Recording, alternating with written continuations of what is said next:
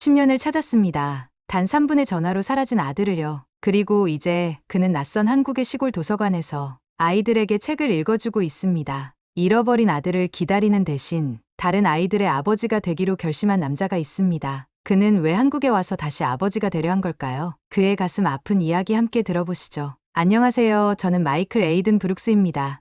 캐나다에서 온 54세 남자죠. 예전에는 도시설계국에서 보행자 안전 인프라를 설계하는 책임자로 일했습니다. 바쁜 나날 속에서도 제 삶은 충실했어요. 그때까지는 말입니다. 10년 전 모든 것이 바뀌었습니다. 어느 평범한 일요일 오후 아들 샘과 공원을 산책하고 있었죠. 샘은 불과 8살이었어요. 그날 전화가 왔습니다. 단 3분의 업무 통화 후 그 짧은 시간 동안 샘이 제 시야에서 사라졌습니다. 처음에는 장난을 치는 줄 알았죠. 아이들이 다 그렇잖아요.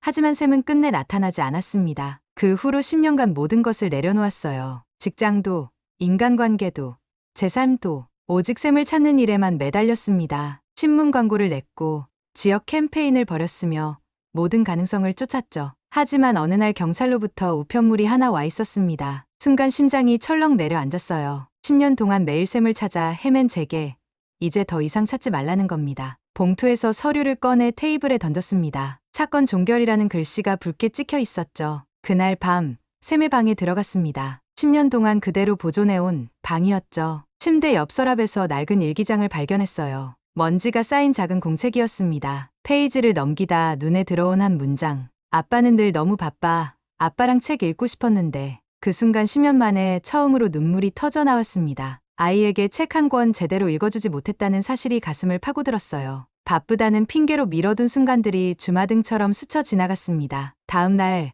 무기력하게 컴퓨터를 켰을 때 유튜브에서 한 영상이 눈에 들어왔습니다. 한국의 작은 도서관에서 책을 고치는 외국인 병사라는 제목이었죠. 존 에반스 병장이라는 미군이 한국 시골 마을에서 낡은 책들을 수리하는 모습이었습니다. 책은 사람을 고칩니다. 사람은 사람이 되어야 돌아갈 수 있습니다. 영상 속 존의 말이 제 귀에 울렸어요. 그 순간 무언가가 제 마음의 불꽃처럼 타올랐습니다. 그래, 찾을 수 없다면 그래도 아이가 자랑스러워할 사람이 되어야 한다. 아이에게 해주지 못한 일을 지금부터라도 해봐야 한다. 그날로 한국 평창의 작은 마을 도서관에 자원봉사자로 지원했습니다. 낯선 나라, 낯선 언어, 낯선 문화. 하지만 처음으로 10년 만에 제 가슴이 뛰는 것을 느꼈어요. 샘에게 읽어주지 못한 책들을 이제 고치며 살아보자는 생각이 들었습니다. 한국 평창에 도착한 날, 창밖으로 보이는 풍경은 제가 상상했던 것과 달랐습니다. 고요한 산촌 마을, 멀리 산이 병풍처럼 둘러쳐져 있었죠. 택시를 타고 구불구불한 길을 오르니 작은 도서관이 나타났어요. 평창 마을 도서관이라는 간판은 빛바랜 목재에 걸려 있었습니다.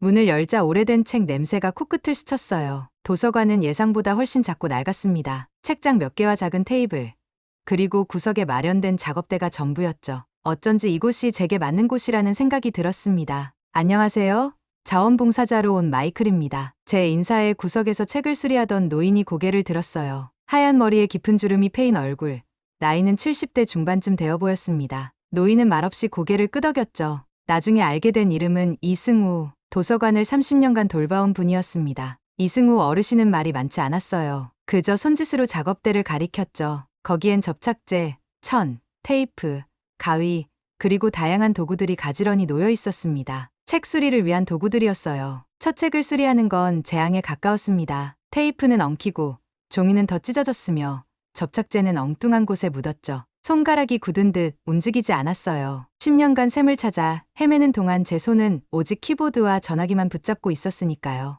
이승우 어르신은 제 모습을 지켜보다 조용히 다가왔습니다. 말없이 제 손에서 책을 가져가 천천히 시범을 보여주셨어요. 찢어진 페이지를 정성스레 풀로 붙이고 책등을 다시 세우고 표지를 붙이는 과정이 마치 춤을 추는 것처럼 자연스러웠습니다. 어르신의 손길에는 30년의 세월이 담겨 있었어요. 저는 넋을 놓고 지켜볼 뿐이었죠. 완성된 책을 돌려받고 보니 마치 새 책 같았습니다. 어르신은 미소 한 번 없이 다시 자리로 돌아가셨어요. 그날 저녁 도서관을 나서려는데 이승우 어르신이 따뜻한 차 한 잔을 건네주셨습니다. 처음으로 입을 여시더군요. 외국에서 왔는데 왜 여기서 책을 고치려고 합니까? 제가 아들 이야기를 꺼내자 어르신은 무언가를 이해한 듯 고개를 끄덕이셨어요. 더 이상의 질문은 없었습니다. 그저 따뜻한 차와 함께 침묵을 나누었죠. 그 침묵이 이상하게도 위로가 되었습니다. 다음 날부터 매일 아침 도서관으로 향했어요. 한국어도 서툴고 책 수리 기술도 없었지만 이상하게 이곳에 있으면 마음이 편안했습니다. 어르신의 무건 속 환대와 따뜻한 손길이 제게는 충분했죠. 시간이 지나면서 책 수리 방법을 조금씩 배워갔습니다. 처음엔 접착제를 묻히는 것조차 어려웠지만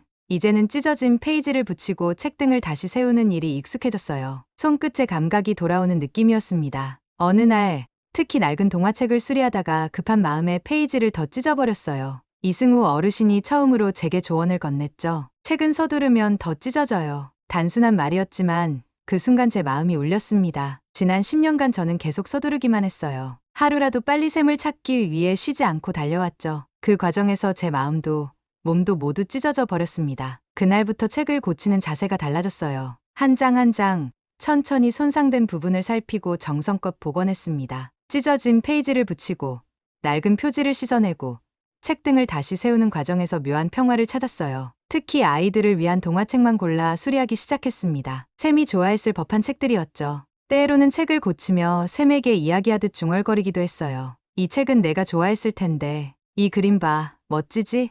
마치 샘에게 읽어주는 것처럼 말이죠. 어느 날 오래된 책 상자를 정리하다가 푸른 표지의 책 한 권이 눈에 들어왔습니다. 작은 왕자였어요. 한국어판이었지만 표지의 그림은 어디서나 알아볼 수 있었죠. 손이 떨렸습니다. 캐나다에서 샘이 그토록 좋아했던 바로 그 책이었으니까요. 책을 집어들자 기억이 홍수처럼 밀려왔어요. 샘의 8번째 생일. 서점에서 작은 왕자를 보고 아빠, 이거 읽어줘요 하며 조르던 모습이 눈앞에 선했습니다. 이번 주말에 아빠가 시간 내서 꼭 읽어줄게. 그렇게 약속했지만 그 주말에도 회의가 있었고 그 다음 주말에도 그렇게 미뤄둔 약속이 이제는 영원히 지킬 수 없게 된 겁니다. 수천 킬로미터 떨어진 이국 땅에서 같은 이야기책을 만지니 마치 운명처럼 느껴졌어요. 책의 낡은 페이지를 넘기며 문득 샘이 캐나다 집에서 자기 방 서랍에 책을 넣으며 붙였던 메모지가 생각났습니다. 아빠랑 같이 읽기로 한 책. 그 기억에 참았던 눈물이 주체할 수 없이 쏟아졌어요. 도서관 구석에서 낡은 동화책을 붙들고 어른이 된 제가 아이처럼 흐느꼈습니다. 이승우 어르신은 그런 저를 말없이 지켜보셨어요. 하루는 제가 수리한 책을 검토하시더니 고개를 끄덕이셨습니다. 비록 말은 없었지만 그 인정의 제스처가 제게는 큰 위로가 되었어요. 도서관에서 보내는 시간이 늘어날수록 손의 움직임은 더 자연스러워졌습니다. 찢어진 페이지를 붙이고 낡은 책등을 복원하고 빛바랜 표지에 새 생명을 불어넣는 일이 이제는 제 일상이 되었어요. 마치 오래된 악기를 다시 연주하는 것 같은 느낌이었습니다. 한국의 전통 손기술에는 섬세함과 인내가 깃들어 있었어요. 이승우 어르신의 손길을 보며 그것을 배웠습니다. 어르신은 한 번도 서두르지 않았어요. 모든 작업에 충분한 시간을 들였고 그 결과는 늘 완벽했습니다. 때로는 책을 고치며 아이를 기다리는 듯한 느낌이 들었어요. 마치 이 책들이 언젠가 샘에게 읽어줄 수 있을 것처럼 정성을 다했습니다. 비록 현실은 그렇지 않겠지만 그런 마음으로 책을 고치는 것이 제게는 위로가 되었어요. 도서관에서 일한 지 2달째 되던 날, 한 소년이 책을 반납하러 왔습니다. 말수가 적은 아이였죠.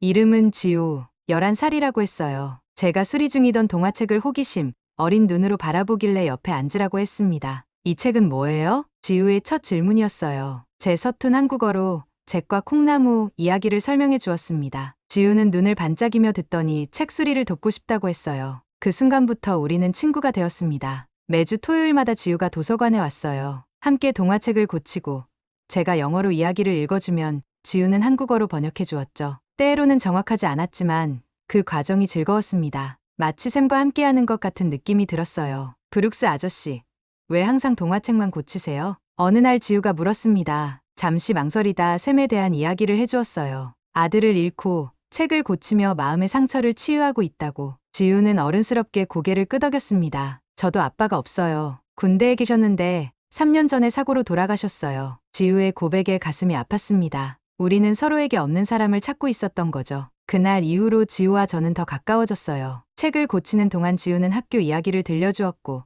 저는 캐나다 이야기를 해주었습니다. 브룩스 아저씨랑 있으면 마음이 편해요. 어느 날 지우가 불쑥 말했어요. 그 말을 듣는 순간 제 안에서 무언가가 꿈틀거렸습니다. 잃어버렸던 부성애가 다시 깨어나는 느낌이었어요. 한국의 작은 마을에서 한국 아이를 통해 제가 다시 아버지가 되어가고 있었습니다. 시간이 흐르면서 지우의 친구들도 도서관에 오기 시작했어요. 서진, 민우, 수아, 아이들은 저를 책 고치는 아저씨라고 불렀습니다. 처음에는 어색했지만 곧 그 호칭이 마음에 들기 시작했어요. 아이들과 함께하는 시간이 늘어날수록 웃음도 늘어났습니다. 때로는 동화 속 인물처럼 목소리를 바꿔가며 이야기를 읽어주기도 했어요. 서툰 한국어로 동화를 읽는 제 모습에 아이들은 웃음을 터뜨렸죠. 그런 웃음소리가 도서관을 가득 채웠습니다. 이제 도서관은 단순한 일터가 아니었어요. 제 마음의 안식처였습니다. 매일 아침 도서관으로 향하는 발걸음이 가벼워졌어요. 책을 고치며 사람이 고쳐지는 기분이었습니다. 한국에서 저는 잃었던 부성애를 회복하고 있었어요. 샘의 18번째 생일이었습니다. 미국에 있었다면 괴로운 하루를 보냈겠지만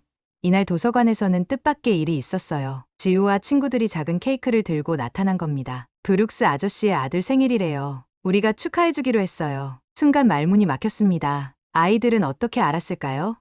아마도 이승우 어르신이 알려주셨나 봅니다. 촛불을 끄라는 아이들의 재촉에 저는 떨리는 손으로 촛불을 껐어요. 그리고 처음으로 샘의 사진을 꺼내 아이들에게 보여주었습니다. 이게 내 아들 샘이야. 지금쯤이면 너희들처럼 컸겠지. 사진 속 샘은 환하게 웃고 있었어요. 마지막으로 찍은 사진이었죠. 아이들은 사진을 조심스레 만지며 이런저런 질문을 쏟아냈습니다. 샘이 좋아하는 것, 잘하는 것, 꿈꾸던 것들, 오랫동안 입 밖으로 꺼내지 못했던 이야기들이 흘러나왔어요. 아이들은 진지하게 들었고 때로는 웃음을 터뜨리기도 했습니다. 그렇게 이야기하는 동안 샘이 조금 더 가까이 있는 것 같았어요. 샘이 좋아했을 것 같아요. 브룩스 아저씨가 여기서 책 고치는 거. 지우의 말에 가슴이 따뜻해졌습니다. 그런 말을 듣고 싶었던 것 같아요. 아이들이 돌아간 후 이승우 어르신이 조용히 다가오셨습니다. 그 아이는 아직 자네 마음 안에 살고 있는 거네. 단순한 말이었지만 그 위로가 깊이 와닿았어요. 미국에서는 모두가 잊으라고 했습니다. 다시 시작하라고 했죠. 하지만 여기 한국에서는 누구도 그런 말을 하지 않았어요. 샘을 잊으라 하지 않고 함께 품자고 했습니다. 그날 이후 도서관에는 작은 변화가 생겼어요. 구석에 샘의 책장이라는 공간이 생겼습니다. 제가 특별히 정성 들여 수리한 동화책들을 모아둔 곳이죠. 아이들은 그곳에서 책을 빌려가고 때로는 자신들의 이야기를 써서 붙여두기도 했어요. 한국의 정이라는 것을 이때 처음 느꼈습니다. 미국에서의 상실은 홀로 감당해야 할 짐이었지만 여기서는 모두가 함께 나누는 것이었어요. 이승우 어르신, 지우, 마을 아이들, 그들은 저희 상실을 인정하고 그것을 함께 품어주어 샘의 생일은 더 이상 슬픔의 날이 아니었어요. 기억하고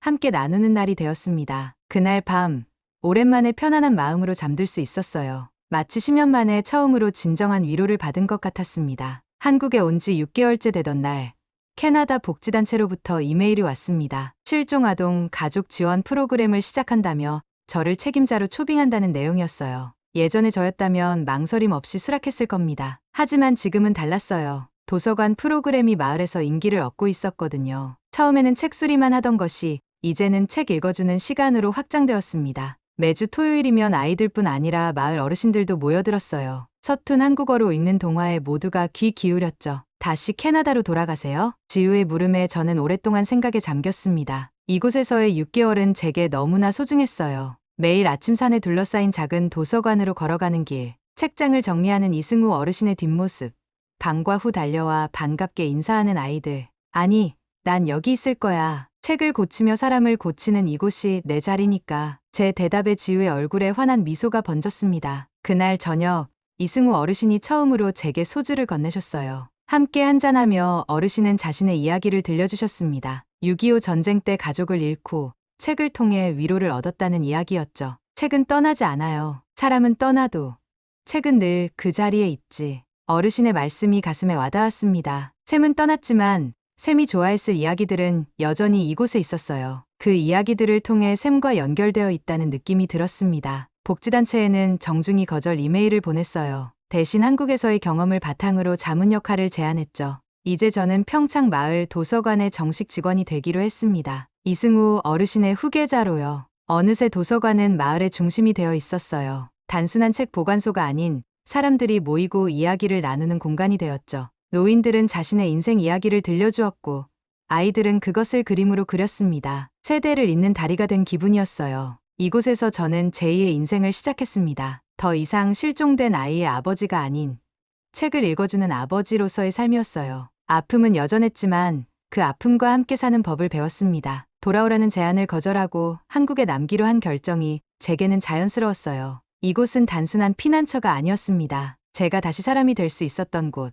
아버지로서의 정체성을 회복할 수 있었던 곳이었죠. 봄이 오고 도서관 앞 작은 정원에 꽃이 피기 시작했습니다. 지우와 아이들이 제안한 책 축제를 준비하느라 분주한 나날을 보냈어요. 마을 전체가 참여하는 행사였죠. 축제의 하이라이트는 동화 낭독회였습니다. 저는 가장 정성 들여 수리한 동화책 중 하나를 골랐어요. 마을 아이들과 어르신들이 모두 도서관에 모였죠. 아이들은 바닥에 둘러앉았고 어르신들은 의자에 앉으셨습니다. 오늘은 특별한 날입니다. 제가 가장 소중하게 수리한 책을 읽어드릴게요. 떨리는 목소리로 책을 펼쳤습니다. 잃어버린 별을 찾아서라는 동화였어요. 아이가 밤하늘에서 떨어진 별을 찾아 모험을 떠나는 이야기였죠. 읽어내려가면서 제 목소리가 점점 샘에게 말하듯 변해갔습니다. 마지막 장에 도달했을 때 저는 책에서 눈을 들어 허공을 바라보며 말했어요. 샘, 이건 아빠가 널 위해 고친 책이야. 꼭 듣고 있기를 바란다. 그 순간 도서관 안이 완전히 고요해졌습니다. 어떤 아이도 어떤 어른도 숨소리 하나 내지 않았어요. 모두가 그 말의 의미를 알았던 걸까요? 낭독회가 끝나고 사람들이 하나둘 떠난 후 지우가 조용히 다가왔습니다. 우리 모두 들었어요. 브룩스 아저씨. 샘도 분명 들었을 거예요. 그날 밤 도서관 문을 닫기 전 이승우 어르신이 작은 나무 팻말을 내밀었어요. 그곳에는 정교하게 글자가 새겨져 있었습니다. 책을 읽어주는 아버지가 이곳에 살았습니다. 어르신은 그것을 도서관 마루에 걸었습니다. 더 이상의 설명은 필요 없었어요. 그 순간 저는 알았습니다. 한국의 작은 마을에서 저는 다시 아버지가 되었습니다. 비록 제 아이에게는 더 이상 책을 읽어줄 수 없지만 이곳에서는 여전히 책을 읽어주는 아버지로 존재할 수 있었습니다. 이 작은 도서관은 단순한 책 보관소가 아니었어요. 무너졌던 제 부성애가 다시 복원되는 공간이었습니다. 말이 아닌 책을 통해서요. 매일 책을 고치며 눈물을 흘렸던 그 시간들이 저를 조금씩 고쳐나갔던 겁니다. 축제가 끝난 후 도서관을 찾는 사람들이 더 많아졌어요. 아이들은 물론 젊은 부모들까지도요. 그들은 제게 책을 읽어달라고 했습니다. 처음에는 어색했지만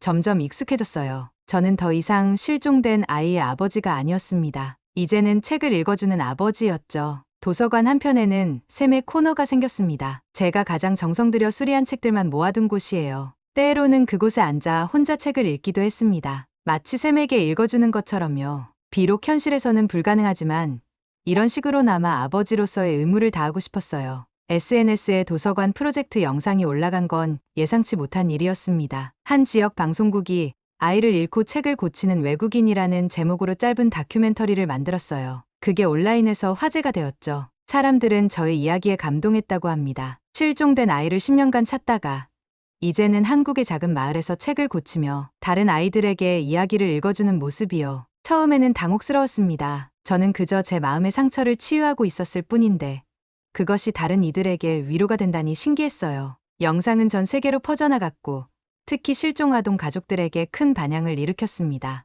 메시지가 쏟아졌어요. 비슷한 상처를 가진 부모들이 자신들의 이야기를 나누며 위로를 구했죠. 그들에게 저는 어떻게 대답해야 할까요?